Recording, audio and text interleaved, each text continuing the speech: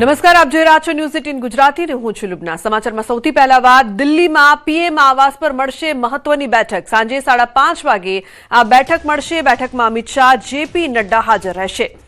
નીતિન નવીન સહિત અન્ય નેતાઓ પણ હાજર રહેશે। તો ખૂબ જ મહત્વપૂર્ણ આ બેઠકમાં અમિત શાહ, જેપી નડ્ડા હાજર રહેવાના છે। ઉલ્લેખનીય છે કે નીતિન નવીન સહિત અન્ય દિગ્ગજ નેતાઓ પણ હાજર રહેશે। દિલ્હીમાં પીએમના આવાસ પર આ મહત્વપૂર્ણ બેઠક મળવાની છે। ગૌતમ જોડાયા છે વધુ જાણકારી આપવા માટે। ગૌતમ, આ બેઠક અંગે શું વધુ અગત્યની જાણકારી છે આપની પાસે?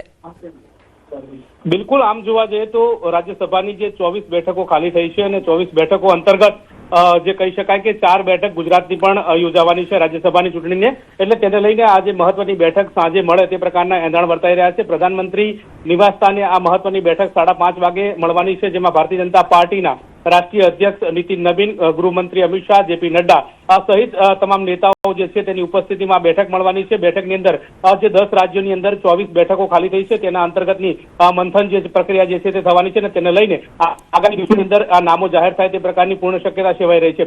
મહત્વનું એ છે કે અત્યારે હાલ 1 વીક જેટલો સમય બાકી છે। 8 તારીખે નામાંકન પત્ર ભરવાની અંતિમ તારીખ છે અને ત્યાં સુધીમાં નામ જાહેર કરી દે તે પ્રકારે લાગી રહ્યું છે। મહત્વનું સાથે એ છે કે રાષ્ટ્રીય જે નેતૃત્વ જે છે તેની ટીમની જાહેરાત થઈ નથી, એટલે તેને લઈને પણ આજે સાંજે મંથન થાય તે પ્રકારના પૂર્ણ એંધાણ વર્તાઈ રહ્યા છે। એટલે કે નીતિન નવીન જે રાષ્ટ્રીય અધ્યક્ષ બન્યા છે અને તેમની નવી ટીમની જાહેરાત થાય તે પ્રકારે પણ પૂર્ણ સંકેત જે છે તે સેવામાં આવી રહ્યા છે। પરંતુ કહી શકાય કે આજે સાંજે પ્રધાનમંત્રી નિવાસસ્થાને આજે મહત્વની બેઠક મળવાની છે। બેઠકની અંદર રાજ્યસભા અને રાષ્ટ્રીય જે નેતૃત્વ જે છે તેની ટીમને લઈને ચર્ચા થાય તો નવાઈ નહીં। જી બિલકુલ ગૌતમ, આભાર સમગ્ર માહિતી બદલ।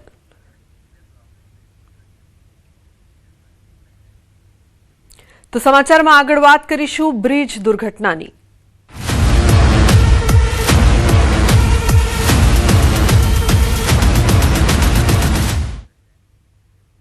આણંદ જિલ્લામાં વધુ એક બ્રિજ દુર્ઘટના સર્જાઈ છે।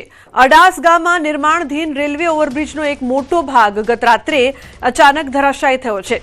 દુર્ઘટના સમયે સ્થળ પર કોઈ હાજર ન હોવાથી સદનસીબે મોટી જાનહાનિ ટળી છે। આણંદ જિલ્લામાં છેલ્લા 2 વર્ષમાં બ્રિજ સંબંધિત આ ત્રીજી મોટી ઘટના છે।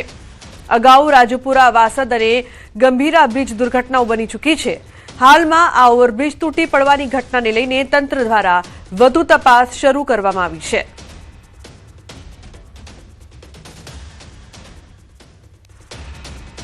तो रेलवे विभाग का गतिशक्ति विभाग है वो बना रहा है इसको, तो स्टेट का भी स्टेट और हम मिल के साथ में इसको बना रहे हैं, बट इसका एग्जीक्यूशन पूरा हमारा जो गतिशक्ति यूनिट है वो कर रहा है। ये कल शाम को जो है, ये जैसे आपने देखा, आपके फोटोज़ भी होंगे, ये जो प्रिस्ट्रेस कंक्रीट के गडर्स हैं पियर पे रखे हुए थे, उनमें से जो हमारे वेस्ट रादर इस साइड के जो गडर्स हैं, एक स्पैन के, सेकंड स्पैन फ्रॉम ट्रैक, वो 3 गडर एक साथ गिरे, एक के बाद एक गिरे, तो वो बड़ी ही हमारे लिए बड़ी सीरियस इंसिडेंस है। આણંદ જિલ્લા અને તાલુકાનો આ અડાસ ગામના રેલવે ટ્રેક પાસે, એ રેલવે ટ્રેક મુંબઈ અમદાવાદની મેઇન મુખ્ય લાઇન છે અને એના પર આ ટ્રાન્સપોર્ટેશન એટલે ગામના લોકો અહીંયાથી સીધું નેશનલ હાઈવે પર જોડાઈ શકે એના માટે ઉપર રેલવે બ્રિજ ઉપર એક આખો રસ્તો બનાવવાનો એક પ્રયાસ થયો હતો। દ્રશ્યમાં દેખાય છે, પાછળ ટ્રેન પણ દેખાય છે કે આ મુંબઈ અને અમદાવાદને જોડતો મુખ્ય રેલવે ટ્રેક છે ને એના પરનું આ રેલવે નાળું જે તૂટ્યું હતું, ગઈકાલે રાત્રે તૂટ્યું હતું। આપણે અહીંયા ગામના સ્થાનિક યુવાનો છે આપણી સાથે અહીંયા ગામના સ્થાનિક યુવાનો છે। શું ઘટના હતી અને આ સમગ્ર ઘટના જે આખી સર્જાઈ એનું શું કારણ છે, તેમની શું અપેક્ષા? શું નામ છે તમારું? મારું નામ પૃથ્વીરાજ છે, હું અડાસ ગામનો વતની છું। શું આ ઘટના શું? અમારી ઘટના એવી છે કે આ બ્રિજ એકદમ થોડો પવન આવવાથી અને માલની એકદમ લો ક્વોલિટી વાપરવાથી આ બ્રિજ તૂટી પડેલો છે અને અમે અગાઉ 1.5 વર્ષ પહેલા જ્યારે બ્રિજનું કામ ચાલુ થયું ત્યારે સર્વિસ રોડની માગણી કરેલી, તો એ કામ અમારું અત્યારે 1.5 વર્ષ સુધી થયું નથી અને અમે ઓલરેડી સરપંચને, રેલવે અધિકારી, જે તે સુપરવાઇઝરો, એન્જિનિયરોને આપેલી છે, પ્રાંત અધિકારી, મામલતદારને, બધાને 1000 વ્યક્તિઓની સહી કરી અમે રૂબરૂ આપેલી છે। આ અત્યારે થયું તો કોઈ પણ જાનહાનિ નથી થઈ। જો થઈ હોત તો એનું કોણ જવાબદાર રહેત? કોઈ વ્યક્તિ જવાબદાર નથી। જैसे અમારા બ્રિજની લંબાઈ પહેલાં વધારે છે ગામ સાહેબ, અમે 6000 વ્યક્તિઓ રોજંદા જીવનમાં ડિસ્ટર્બ થઈ રહ્યા છે છેલ્લા 1.5 વર્ષથી। અમને સર્વિસ રોડ આપ્યો નથી। તો અહીંયા સ્થાનિકોનું કહેવું છે કે અમને આ બ્રિજ ભલે બની રહ્યો, સર્વિસ રોડ આપ્યો નથી અને આ બ્રિજનું જે કંઈ કામકાજ ચાલે છે એમાં હલકી ગુણવત્તાનો માલ વપરાયો છે। જનક જાગીરદાર, ન્યૂઝ 18 ગુજરાતી, આણંદ। अन्य महत्वपूर्ण समाचाરની જો વાત કરીએ તો મહીસાગર જિલ્લામાં મોડી રાત્રે વાતાવરણમાં એકાએક પલટો આવ્યો છે। હવામાન વિભાગની આગાહી મુજબ મોડી રાત્રે ભારે પવન સાથે વરસાદ વરસ્યો છે। દિવસભરના ઉકળાટ બાદ મોડી રાત્રે જિલ્લાના અલગ અલગ વિસ્તારોમાં ધોધમાર વરસાદ, કડાકા ભડાકા સાથે ભારે વાવાઝોડામાં વરસાદ પડતા વીજળી ગુલ, લુણાવાડા, સંતરામપુર, ખાનપુર, કડાણામાં પવન સાથે વરસાદ વરસ્યો છે। તો કડાણાથી સંતરામપુર રોડ પર ઝાડ પડવાની ઘટના પણ સામે આવી છે। ઉલ્લેખનીય છે કે અચાનક વાતાવરણમાં પલટો જોવા મળ્યો છે। મહીસાગરમાં તેજ પવન, ગાજવીજ સાથે વરસાદ ખાબક્યો છે। તેજ પવનના કારણે ઘણા ભાગોમાં વૃક્ષો પણ ધરાશાયી થયા છે। ઉલ્લેખનીય છે કે કડાણાથી સંતરામપુર રોડ પર ઘણા ઝાડ તૂટ્યા છે। વાહન વ્યવહાર પણ પ્રભાવિત થયો છે। તેજ પવન અને ગાજવીજ સાથે વરસાદ ખાબક્યો છે।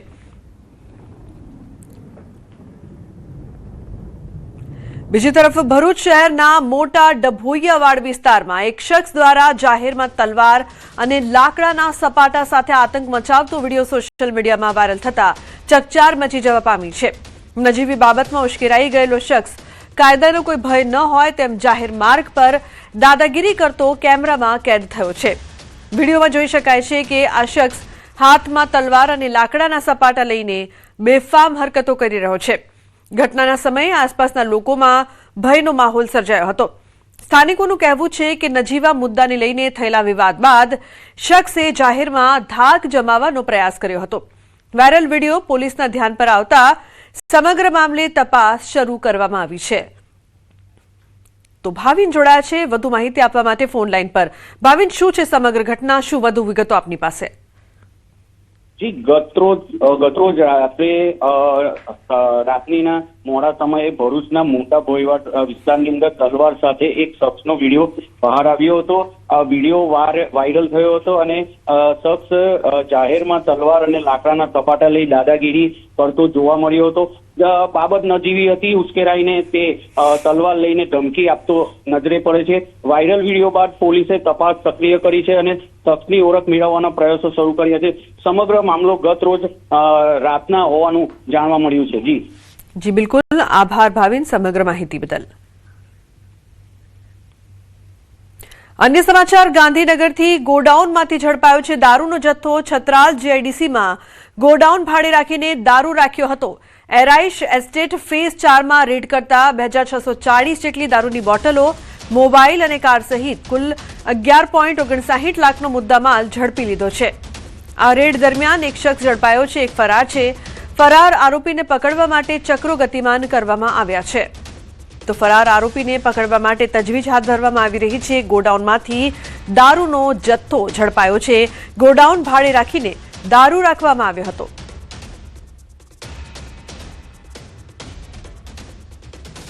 તો હવે સમાચારમાં આગળ વાત કરીશું ફાઇનલ ફાઇટની।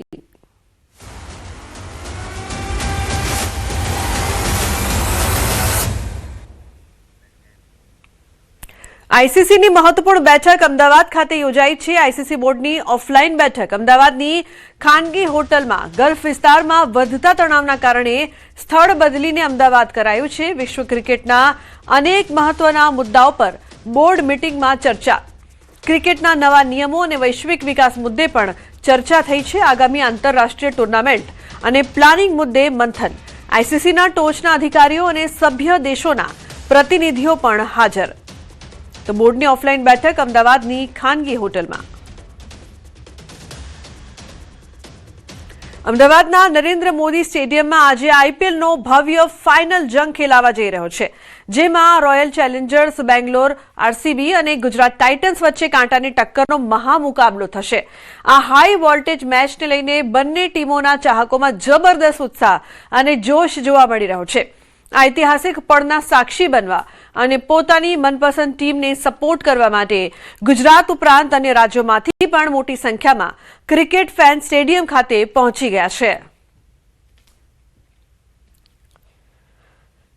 અમદાવાદના નરેન્દ્ર મોદી સ્ટેડિયમમાં આજે આરસીબી અને ગુજરાત ટાઇટન્સ વચ્ચે મહામુકાબલો થવાનો છે અને એ પહેલાં આપ જોઈ શકો છો કે ક્રિકેટના રસિકો જે છે, ફેન્સ જે બંને ટીમના જે છે તે અહીંયા પહોંચ્યા છે સ્ટેડિયમની બહાર અને તેઓ પાસેથી જાણીશું કે કઈ રીતના તેઓ આ ક્રિકેટના મહામુકાબલાને જે છે આઈપીએલના મહામુકાબલા જે ફાઇનલ જંગને જોઈ રહ્યા છે। क्या नाम है आपका, कहाँ से आए हैं? मैं तो महाराष्ट्र से हूँ, पंकज पाटिल नाम है। मैं आरसीबी का फैन हूँ, आरसीबी जीतेगी और विराट कोहली सेंचुरी मारेगा आज। મારું નામ સર ધીરેન છે અને હું પ્રોપર અમદાવાદથી જ છું અને આજે આપણે એવું ઈચ્છીએ અને વિચારીએ આપણને એટલું કન્ફર્મ શ્યોર છે કે આજે ગુજરાત ટાઇટન્સ જીતશે હોમ ગ્રાઉન્ડમાં. જો કે અમદાવાદમાં મેચ હોવાથી કેમ કે આપણે ક્વોલિફાયર 2માં જ્યારે જીટી જીતીને પહોંચી છે અહીંયા ફાઇનલમાં એને મહેનત મેળવી છે તો પ્રોપરલી અહીંયા આજે જીટી પણ જીતશે જ. બિલકુલ, તો આ મહામુકાબલાને લઈને અલગ અલગ જે ફેન્સ છે, બંને ટીમના ફેન્સ જે છે તે સ્ટેડિયમ પહોંચી રહ્યા છે અને બંને ટીમના ફેન્સ જે છે તે પોતપોતાના ટીમને સપોર્ટ કરી રહ્યા છે અને તેમની ટીમ વિજેતા બનશે તે પ્રકારનો આશાવાદ જે છે તે વ્યક્ત કરી રહ્યા છે. કેમેરામેન ખેંગા રાઠોડ સાથે સંજય ટાંક, ન્યૂઝ 18 ગુજરાતી, અમદાવાદ. અમદાવાદના નરેન્દ્ર મોદી સ્ટેડિયમમાં આજે આઈપીએલની ફાઇનલ મેચ રમાનાર છે, જેને લઈને સુરક્ષા વ્યવસ્થા વધુ કડક બનાવવામાં આવી છે. ફાઇનલ મેચ પહેલા પોલીસ કમિશનરે નરેન્દ્ર મોદી સ્ટેડિયમ તેમજ આસપાસના રોડ બંદોબસ્તનું નિરીક્ષણ કર્યું. અનેક વીવીઆઈપી મહાનુભાવોની હાજરીના પગલે પોલીસ અને સુરક્ષા એજન્સીઓ હાઈ એલર્ટ પર છે. મેચ દરમિયાન 3 IGP, 11 DCP, 21 ACP, 47 PI, 140 PSI અને 2823 જેટલા પોલીસ કર્મીઓ સહિત કુલ 3043 જેટલા પોલીસ બંદોબસ્ત તૈનાત રહેશે.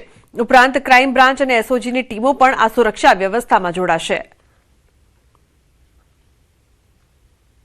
ગુજરાત ટાઇટન્સ અને રોયલ ચેલેન્જર્સ બેંગલુરુ વચ્ચે આઈપીએલના ફાઇનલ છે અહીંયા નરેન્દ્ર મોદી સ્ટેડિયમમાં. એના માટે પોલીસ તરફથી બધી તૈયારીઓ થઈ ગઈ છે. લગભગ બંદોબસ્ત, આ ક્રિકેટ બંદોબસ્ત માટે લગભગ 3000ના ફોર્સ અહીંયા આપણે મૂક્યા છે. આ સિવાય ટ્રાફિક વગેરેના પણ બંદોબસ્ત છે. જે આપણે છેલ્લા લગભગ 2 મહિનાથી જે મેચો અહીંયા થઈ રહ્યા છે એના માટે આપણે એક્સ્ટ્રા હોલ્ડિંગ એરિયા પણ અહીંયા રાખ્યા છે, જેથી કોઈ સ્ટેમ્પીડના સંભાવના 0 થઈ જાય. મહીસાગર જિલ્લાના કોઠંબા પોલીસ સ્ટેશનના પોક્સો કેસના લુણાવાડા કોર્ટે કડક ચુકાદો આપ્યો છે. વર્ષ 2024માં પંચમહાલના આરોપી પસવંતકુમાર બારિયાએ 15 વર્ષની સગીરાને ભગાડી જઈ તેનું યૌન શોષણ કર્યું હતું. આ કેસમાં સરકારી વકીલ જયવીરસિંહ સોલંકીની દલીલો અને પુરાવાઓ માન્ય રાખવામાં આવ્યા. સ્પેશિયલ જજ એનજી દવેએ ગુનાની ગંભીરતા જોઈને આરોપીને 20 વર્ષની સખત કેદની સજા ફટકારી છે. આ સાથે જ કોર્ટે પીડિતાને 3 લાખ રૂપિયાનું વળતર ચૂકવવાનો પણ આદેશ કર્યો છે. અમદાવાદના બોપલ ખાતે રમશે બાળક ખીલશે બાળક અંતર્ગત રમકડા કલેક્શન કાર્યક્રમ યોજાયો છે, જેમાં મુખ્યમંત્રી ભૂપેન્દ્ર પટેલની વિશેષ ઉપસ્થિતિ જોવા મળી છે. કેન્દ્રીય ગૃહમંત્રી અમિત શાહ અને મુખ્યમંત્રી ભૂપેન્દ્રભાઈ પટેલ દ્વારા પ્રેરિત રમશે બાળક ખીલશે બાળક એ એક અદભુત રમકડા એકત્રીકરણ અભિયાન છે. આ પહેલાનો મુખ્ય ઉદ્દેશ જરૂરિયાતમંદ અને આંગણવાડીના બાળકો સુધી રમકડા પહોંચાડીને તેમના બાળપણમાં ખુશીઓ લાવવાનો છે. આ કાર્યક્રમમાં લોકોએ રમકડા વિતરણ કર્યા. પોતાની ખુશીથી રમકડાનું વિતરણ કરીને બાળકોના સ્મિતના સહભાગી બન્યા. મુખ્યમંત્રી ભૂપેન્દ્ર પટેલે આ કાર્યક્રમને સંવેદનાવાળો કાર્યક્રમ ગણાવ્યો છે. આ પણ એક કાર્યક્રમથી બધા નાના નાના ભૂલકાઓને પણ એમ થાય કે ના, આપણે તો રમીએ પણ આપણું જ રમકડું બીજા કોઈને પણ શેર કરી શકાય, એ ભાવના એનામાં પણ આવે. અને આ ઉદ્દેશ માન્ય ગૃહમંત્રીશ્રીનો ખૂબ સારો ઉદ્દેશ છે. ગોધરાના નવા નદીસર પાનમ કોતર પર નિર્માણ થઈ રહેલા ચેકડેમને લઈને હાલ એક મોટો વિવાદ સામે આવ્યો છે, જેમાં સ્થાનિકો અને તંત્ર વચ્ચે પરસ્પર વિરોધાભાસ જોવા મળી રહ્યો છે. પાનમ સિંચાઈ દ્વારા અંદાજિત 62 લાખના ખર્ચે આ નવો ચેકડેમ બનાવવામાં આવી રહ્યો છે, પરંતુ તેની બિલકુલ નજીક જ અન્ય એક ચેકડેમ આવેલો હોવાથી સરકારી નાણાંનો વ્યય થઈ રહ્યો હોવાથી લેખિત રજૂઆત કરવામાં આવી છે. રજૂઆતકર્તાની મુખ્ય આશંકા એ છે કે જો આ નવા ચેકડેમની ઊંચાઈ વધારવામાં આવશે તો ચોમાસા દરમિયાન કોતરના પાણી ઉભરાઈને સીધા ગામમાં ઘૂસી જશે. તેનાથી ભારે નુકસાન થઈ શકે છે. આ ગંભીર રજૂઆતો અને વિરોધના પગલે તંત્ર દ્વારા હાલ પૂરતી ચેકડેમની કામગીરી સ્થગિત કરી દેવામાં આવી છે. જોકે આ સમગ્ર મામલે પાનમ સિંચાઈ વિભાગના અધિકારીઓ મીડિયા અને કેમેરા સામે કંઈ પણ બોલવાનું સ્પષ્ટપણે ટાળી રહ્યા છે, જેણે આ વિવાદને વધુ હવા આપી છે. મારી રજૂઆત એ હતી કે મને જાણવા મળ્યું હતું કે આ જગ્યા પર ચેકડેમ બને છે, તો હું ત્યાં સ્થળ પર ગયો હતો. મેં જોયું તો ઓલરેડી એક ચેકડેમ હતો, ત્યાં પાણી બી ભરેલું જ હતું, ત્યાં ડેમને કોઈ જ પ્રોબ્લેમ થયેલો નહોતો. અને એ જ જગ્યા પર 63 લાખ રૂપિયાનો બીજો ચેકડેમ બનાવવામાં આવી રહ્યો હતો અને કામ ચાલુ હતું. તો મેં અરજી કરી હતી કલેક્ટર સાહેબને અને પાણમ સિંચાઈની અંદર કે જે જગ્યા પર જે ડેમ બનાવવાની જરૂર છે ત્યાં બનાવો યોગ્ય જગ્યા પર, તો સરકારની ખોટા પૈસા વપરાય નહીં અને એ સારી જગ્યા પર કામ લાગે. અંદર પાણી પૂરની સમસ્યાઓ વધે અને જો એ ચેકડેમ, જો જૂના ચેકડેમથી 1 ફૂટ જો ચેકડેમ ઊંચો કરવામાં આવે તો એનાથી ફાયદો કંઈ થવાનો નથી. એટલે આ તો સીધે સીધું એવું સાબિત થાય છે કે 63 લાખના નાણાં એ જે પાણી છે એ પાણીમાં જ જવાના છે. એટલે અમારી નમ્ર અરજ છે કે સરકારશ્રીના નાણાંનો આ રીતે વ્યય ના થાય અને આ જ નાણાં જો સારી જગ્યાએ વપરાય તો કદાચ સારા કામ થઈ શકે. તો બીજી તરફ ગામના સરપંચ સહિત અને કેટલાક ખેડૂતો આ નવા ચેકડેમના સમર્થનમાં મજબૂત દલીલો કરી રહ્યા છે. તેમનું કહેવું છે કે વર્ષ 2018માં જ હયાત જૂનો ચેકડેમ ક્ષતિગ્રસ્ત હોવાનો સત્તાવાર રિપોર્ટ આવ્યો હતો, જેના આધારે જ તંત્ર દ્વારા અહીં નવો ચેકડેમ બનાવવાનો યોગ્ય નિર્ણય લેવાયો છે. જો આ નવો ચેકડેમ તૈયાર થશે તો વિસ્તારના ભૂગર્ભ જળસ્તર ઊંચા આવશે અને ચોક્કસપણે સિંચાઈ સુવિધામાં મોટો વધારો થતા ખેડૂતોને લાંબા ગાળે મોટો ફાયદો થશે. હાલમાં જ્યારે કામગીરી અટકી પડી છે ત્યારે સરકારી તંત્ર ખેડૂતોના વ્યાપક હિતને ધ્યાનમાં રાખીને આગળ વધશે કે પછી રજૂઆત કરતાની ગામ ડૂબવાની ભીતિને સ્વીકારશે તે જોવું રહ્યું. આ કથિત વિવાદ વચ્ચે નવો ચેકડેમ આખરે આકાર લેશે કે યોજના પડતી મુકાશે તેના અંતિમ નિર્ણય પર જ હવે સમગ્ર પંથકની મીટ મંડાયેલી છે. ડેમ છે જે લીકેજમાં છે એ ડેમમાં પાણી રહેતું ને નવો ડેમ બને છે એમાં 200 ખેડૂતને લાભ મળે એવો છે. લોકો એની પર વિરોધ કરે છે. કઈ નહીં બનાવવા દેવો એમ પૈસા ખાવા માટે અરજીઓ ખોટી કર્યા કરે. આ જ્યારે જે કરવાનું હતું તો કોઈ કશું કરતા નહીં. આ ખેડૂતોને લાભ મળે છે ત્યારે લોકો કરવા નહીં દેતા. નો ચેકડેમ તો લીકેજમાં છે, પાણી રહેતું જ નહીં. બરાબર આવે તારે જ રહે છે, પછી બંધ થાય એટલે નીકળી જાય છે. એટલે નવો ચેકડેમ બને તો આજુબાજુ વાળા ખેડૂતોને ફાયદો છે. 200 થી 250 300 વીઘો બાજરી થાય એવી છે. અત્યારે બાજરી થાય પણ છેલ્લા પાણી માટે બાજરી હુકાય છે, કારણ કે પાણી ચેકડેમમાં રહેતું નહીં. હવે આજુબાજુ કુવા રિચાર્જ થાય અને કુવા અત્યારે આજુબાજુના કુવા છે પણ અડધો કલાકથી કલાક જ પાણી કુવામાં ચાલે એવું છે. હવે આ ચેકડેમ બને તો પાણીના સ્તર ઊંચા આવે અને બધા ખેડૂતોને ફાયદો થાય એવો છે આજુબાજુ. અમને જે માહિતી બતાવી કે અમે ભાઈ આ 2 મીટર 1.5 મીટરની વાત લોકો કરે છે, ખોટી ભાવ ફેલાવે છે, પણ જૂના ડેમ કરતી એની હાઈટ જ રહે છે. કદાચ ફૂટ, અડધો ફૂટ કે 1.5 ફૂટ ઊંચો જાય, બાકી વધારે ના જાય. આણંદ જિલ્લાના સોજિત્રા તાલુકાના ત્રંબોવાડ ગામ નજીક આવેલી પાણીની કેનાલનું હાલમાં સમારકામ અને સફાઈનું કામ ચાલી રહ્યું છે. જો કે કેનાલ ઉપર આવેલું નાળું અને તેના પરનો માર્ગ જર્જરિત હાલતમાં હોવાથી સ્થાનિકોમાં ચિંતા વ્યાપી છે. આ માર્ગ પરથી 10 જેટલા ગામોનો દૈનિક વાહન વ્યવહાર પસાર થાય છે. 15 થી 15 ગામોના જોડતો રોડ રસ્તાનો નાળું છે અને નાળું હાલ જર્જરિત છે. મોટા પોપડા બધા ઉખડી ગયા છે. મેં જોયું અંદર તો આ નહેરનું કામ ચાલે છે, તો સાથે સાથે પણ અમારું આ નાળું થઈ જાય. મારી હવે આ નહેરના તંત્રથી વહીવટ અને મારી આ વિનંતી છે. પછી શું છે કે ગંભીરા પુલ હાલ થયું એવી હાલત થાય, ગમે ત્યારે આ નાળું તૂટી જાય અને મોટી જાનહાનિ થાય એવું અમને એવું દેખાઈ રહ્યું છે. વર્ષો જૂનું નાળું અને સમારકામ ચાલી રહ્યું છે નહેરનું, અને 10-12 ગામોનો આવર જવર ચાલુ છે. તો ફરી કે આ નાળું સળિયા દેખાય છે, તૂટવાની સંભાવના છે અને ક્યારે તૂટે એની કોઈ ગેરંટી નહીં. અને અત્યારે નહેરનું કામ સમારકામ ચાલુ છે, તો આ નાળું નવું બંધાય એ અમારી અપેક્ષા છે. સ્થાનિકોના જણાવ્યા મુજબ નાળાના નીચેના ભાગમાંથી સિમેન્ટના પોપડા ઉખડી રહ્યા છે અને લોખંડના સળિયા પણ દેખાઈ રહ્યા છે. ભવિષ્યમાં કોઈ અકસ્માત કે જાનહાનિ ન સર્જાય તે માટે કેનાલના સમારકામ સાથે જ નવું નાળું અને માર્ગ બનાવવાની ગ્રામજનોએ વહીવટી તંત્ર સમક્ષ માંગણી કરી છે. જો કે અધિકારીઓએ ઉચ્ચ કક્ષાએ રજૂઆત કરીને ઉકેલ લાવવાની વાત કરી છે. એ નાળું સોજિત્રા ત્રંબોવાડ રોડને ક્રોસ કરે છે. ખંભાત શાખા જે ખરી એમાંથી ક્રોસ થાય છે અને અમારા ધ્યાનમાં જે દિવસે આવ્યું ત્યારથી આપણે એના સીડીઓમાં ડિઝાઇન કરવા માટે પ્રૂફ ચેકિંગ માટે મોકલ્યું છે. સરકારશ્રીમાંથી વહીવટી મંજૂરી મેળવી લીધેલી છે. આગામી સમયમાં તાંત્રિક મંજૂરી મળેથી કામગીરી હાથ ધરવાનું આયોજન કરેલું છે. આણંદ જિલ્લાના સોજિત્રા ત્રંબોવાડ ખાતે કેનાલ ઉપર જે આ નાળું આવેલું છે, તો ત્યાંના ગામ લોકોની એવી રજૂઆત છે કે અહીંયાથી ઘણા બધા ગામોનો ટ્રાન્સપોર્ટેશન થતું હોય અને નાળું જર્જરિત હોય, નવું નાળું બનાવવાની માગણી એ લોકોની છે. જે બાબતે અમે સંબંધિત વિભાગને અમારી કક્ષાએથી જાણ કરીશું અને ગામ લોકોની માગણી સંતોષાય એ મુજબ જે તે સંલગ્ન ડિપાર્ટમેન્ટને જાણ કરીશું.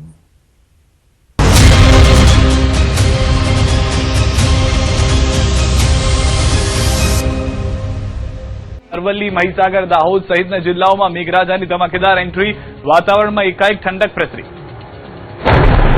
આકાશમાં અત્યાર સુધી આગના ગોળાનો વરસાદ થઈ રહ્યો હતો. તેની બદલે સવારથી જ ઋતુએ એક ઝાટકે એવી પલટી મારી કે આગ ઓગતી ગરમીને બદલે આકાશમાંથી રાહતરૂપી વરસાદ થવા લાગ્યો. આગાહી મુજબ વહેલી સવારથી જ મધ્ય ગુજરાતનું વાતાવરણ બદલાયું અને સવારથી જ ફૂલ ફોર્મમાં રહેતા સૂરજદાદા વાદળોની વચ્ચે ઢંકાઈ ગયા અને મેઘરાજા મેદાને ઉતર્યા અને બાકાજીકી બોલાવવાનું શરૂ કર્યું. અરવલ્લીના મોડાસા, શામળાજી, વાંસેરા કંપા, ઇસરોલ, જીવણપુર સહિતના શહેરો અને ગામડાઓમાં વહેલી સવારે જ વાતાવરણ પલટાયું અને વરસાદ પડવાનું શરૂ થયું. ધીમી ધારે વરસાદ પડતા કાળઝાળ ગરમીથી ધગધગી ધરતી ઠંડી બોર થઈ ગઈ, રોડ ભીના થઈ ગયા, વાતાવરણમાં ઠંડક પ્રસરતા લોકોને ગરમીથી રાહત મળી. આ તરફ અરવલ્લીના માલપુરમાં પણ ધોધમાર વરસાદ પડ્યો. વહેલી સવારથી કાલાડીબાંગ વાદળોથી આકાશ ઘેરાયું, વરસાદ તૂટી પડ્યો. ઉપરાંત ભિલોડાના સુનોક, જીતપુર પંથકમાં પણ સારો એવો વરસાદ નોંધાયો. છેલ્લા કેટલાક દિવસોથી ઉત્તર ગુજરાતના વિસ્તારોમાં પારો સતત ઊંચો રહેતો અને લોકો અસહ્ય ઉકળાટથી તોબા પોકારી ઉઠ્યા. ત્યારે અચાનક આવેલા કમોસમી વરસાદને કારણે તાપમાનમાં મોટો ઘટાડો નોંધાયો છે. ધોધમાર વરસાદને પગલે વાતાવરણમાં વ્યાપી ગયેલી ઠંડકના કારણે સ્થાનિક રહીશોને ગરમીથી બહુ મોટી રાહત મળી છે. આ બાજુ પંચમહાલમાં ગરમી વચ્ચે વરસાદની પધરામણી થઈ. કાળઝાળ ગરમી અને સુસવાટા મારતા પવન વચ્ચે મોરવા હડપના મોરા પંથકમાં મેઘરાજાનું આગમન થયું. ધીમી ધારે અમી છાંટણા થયા, જેથી રોડ ભીના થઈ ગયા. વરસાદ શરૂ થતાં જ ચોમાસાની ઋતુ માટેની ફોરમ મહેકી ઉઠી. ગરમીનો પારો ગગડી જતા વાતાવરણમાં ઠંડક પ્રસરી. આ દ્રશ્યો દાહોદના છે. પ્રી મોન્સૂન એક્ટિવિટીના ભાગરૂપે અહીં પણ મેઘરાજાનું આગમન થયું હતું. દાહોદ, સંજેલી સહિતના વિસ્તારોમાં લોકોની સવાર પડતા જ તેમનું શહેર વરસાદી પાણીથી ભીંજાયું. અહીં સૂરજદાદાની બદલે વાદળોએ ડેરો જમાવી દીધો. ભારે પવન સાથે ધોધમાર વરસાદ તૂટી પડતા રોડ પર પાણી ભરાયા હતા. લોકોને ગરમી અને બફારાથી છુટકારો મળ્યો હતો. આ બાજુ મહીસાગર જિલ્લામાં પણ હવામાન વિભાગની આગાહી અનુસાર વહેલી સવારથી જ વાતાવરણમાં મોટો પલટો જોવા મળ્યો. જિલ્લા મથક લુણાવાડા શહેર સહિત સમગ્ર જિલ્લાભરમાં વહેલી સવારથી જ આકાશમાં કાળા ડિબાંગ વાદળો ઘેરાઈ ગયા હતા. જે બાદ વરસાદની ધીમી ધીમી શરૂઆત જોવા મળી. લુણાવાડા શહેર ઉપરાંત તેના ગ્રામીણ વિસ્તારમાં પણ હળવો વરસાદ વરસ્યો. ખાનપુર, સંતરામપુર અને કડાણા, ગોધર પંથકમાં પણ વાદળછાયા વાતાવરણ વચ્ચે વરસાદી ઝાપટા પડ્યા. છેલ્લા કેટલાક દિવસોથી વાતાવરણમાં જે અસહ્ય ઉકળાટ અને ગરમીનું પ્રમાણ વધી ગયું હતું, તેનાથી લોકોને ખૂબ મોટી રાહત મળી છે. આ બાજુ સાબરકાંઠાના હિંમતનગરમાં ગામભોઈ સહિતના ગ્રામ્ય વિસ્તારમાં વાતાવરણમાં પલટો આવ્યો છે. કેસરપુરા, સરવાણા, ગામભોઈ સહિતના ગ્રામ્ય વિસ્તારમાં ઝરમર વરસાદ પડ્યો, જેથી રોડ ભીંજાયા, જેથી લોકોમાં ખુશી છવાઈ. દ્વારકાના દરિયાએ રૌદ્ર સ્વરૂપ ધારણ કર્યું. હાલ રાજ્યમાં કાળઝાળ ગરમી પડી રહી છે, ત્યારે ગરમીથી રાહત મેળવવા માટે મોટી સંખ્યામાં સહેલાણીઓ દ્વારકાના પ્રખ્યાત ભડકેશ્વર મહાદેવ મંદિર નજીક દરિયાકાંઠે ઉમટી પડ્યા છે. જોકે અરબી સમુદ્રમાં સામાન્ય કરતા પવનની ગતિમાં અચાનક વધારો નોંધાયો. પવન ફૂંકાતા દરિયામાં ભારે કરંટ જોવા મળ્યો અને કિનારા પર 8 થી 10 ફૂટ ઊંચા મોજા ઉછળી રહ્યા છે. આવા ભયાવહ દ્રશ્યો વચ્ચે પણ પ્રવાસીઓની ભારે બેદરકારી સામે આવી રહી છે. ભયંકર રીતે ઉછળતા મોજાઓ વચ્ચે સહેલાણીઓ પોતાના પરિવાર અને બાળકો સાથે મોબાઈલમાં સેલ્ફી અને વિડીયો બનાવતા નજરે પડ્યા. હવામાન વિભાગની આગાહી અને દરિયાના આક્રમક સ્વરૂપને જોતા સ્થાનિક તંત્ર એલર્ટ મોડ પર આવી ગયું. દરિયા કિનારે પેટ્રોલિંગ વધારી દેવામાં આવ્યું અને તંત્ર દ્વારા લોકોને અપીલ કરવામાં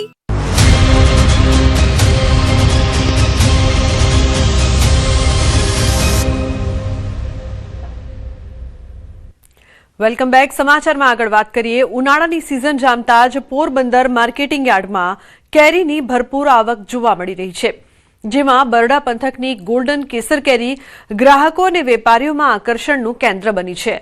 યાર્ડમાં ગોલ્ડન કેસર કેરીની શાનદાર હરાજી યોજાઈ હતી, જેમાં ખેડૂતોને તેમની મહેનતનું યોગ્ય વળતર મળતું દેખાયું.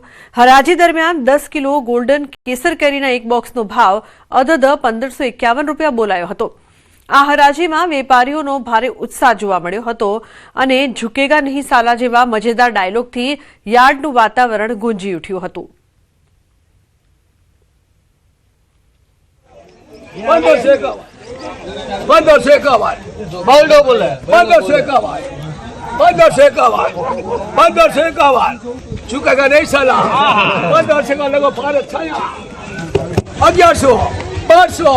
हरा 1200 1300 1400 1551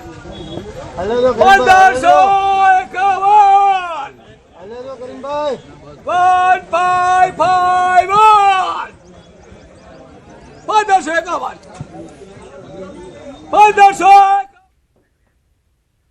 1551 તો ગુજરાતના વલસાડ જિલ્લાના 18 વર્ષીય રાહુલ જાખરે ઇતિહાસ રચ્યો છે. રાહુલે હોંગકોંગમાં યોજાયેલી એશિયન અંડર-20માં એથ્લેટિક્સ ચેમ્પિયનશિપમાં સુવર્ણ ચંદ્રક જીત્યો છે. રાહુલે ડેકાથલોન સ્પર્ધામાં 7,185 પોઈન્ટ મેળવ્યા છે. આ પ્રદર્શન સાથે તેમણે ભારતનો નવો રાષ્ટ્રીય રેકોર્ડ સ્થાપ્યો છે. વાપીના સ્થાનિક મેદાનથી શરૂ થયેલી તેમની સફર હવે વૈશ્વિક મંચ સુધી પહોંચી છે. રાહુલ હાલમાં નડિયાદના હાઈ પરફોર્મન્સ સેન્ટરમાં અદ્યતન તાલીમ લઈ રહ્યા છે. નાયબ મુખ્યમંત્રી શ્રી હર્ષ સંઘવીએ આ સફળતાને રાજ્યના મજબૂત સ્પોર્ટ્સ માળખાનું પરિણામ ગણાવ્યું છે. હવે રાહુલનું આગામી સ્વપ્ન ઓલિમ્પિક્સમાં દેશનું પ્રતિનિધિત્વ કરવાનું છે. વલસાડ જિલ્લાના ઔદ્યોગિક નગર વાપીને અડીને આવેલા કુંતા ગામના વડોલી ફળિયામાં છેલ્લા 10 વર્ષથી પ્રદૂષણની ગંભીર સમસ્યા યથાવત છે. સ્થાનિકોનું કહેવું છે કે દમણ વિસ્તારમાં આવેલી ફાર્મા સહિતની અનેક કંપનીઓનું પ્રદૂષિત પાણી ગામમાંથી પસાર થતી કુદરતી ખનકીમાં છોડવામાં આવતું હોવાથી આસપાસના વિસ્તારમાં પ્રદૂષણનું પ્રમાણ સતત વધી રહ્યું છે. એક સમયે લોકો પશુઓ અને ખેતી માટે ઉપયોગમાં લેવાતી આ ખનકી આજે પ્રદૂષણનું કેન્દ્ર બની ગઈ છે, જેના કારણે ખનકીની આસપાસની ખેતીલાયક જમીન બંજર બની રહી છે અને ખેડૂતોને ખેતી છોડવાની ફરજ પડી છે. એટલું જ નહીં, ભૂગર્ભ જળ પણ પ્રદૂષિત થતા ગામ લોકોને પીવાના સ્વચ્છ પાણી માટે પૈસા ખર્ચીને પાણી ખરીદવું પડી રહ્યું છે. ખેતીનું એટલું બધું નુકસાન છે કે કોઈ ઇન્ડસ્ટ્રી ડાબેલ ઇન્ડસ્ટ્રીમાંથી પાણી છોડે છે ખરાબ, તો 10 વર્ષથી અમારું ખેતીનું બધું નુકસાન જ છે. અને ખરાબ પાણીના લીધે જમીન બી ખરાબ થઈ ગઈ છે અને બોરના પાણી બી ખરાબ થઈ ગયા છે અને કુવાના પાણી બી. પ્રદૂષણ જ એટલું બધું વધી ગયું, પીવાલાયક પાણી રહ્યા નથી. કદાચ હવે થોડાક સમયમાં કદાચ વાપરવા પાણી પણ નહીં રહેશે. અમારે તો પીવાનું પાણી તો અમારે બધાએ લાવવું જ પડે.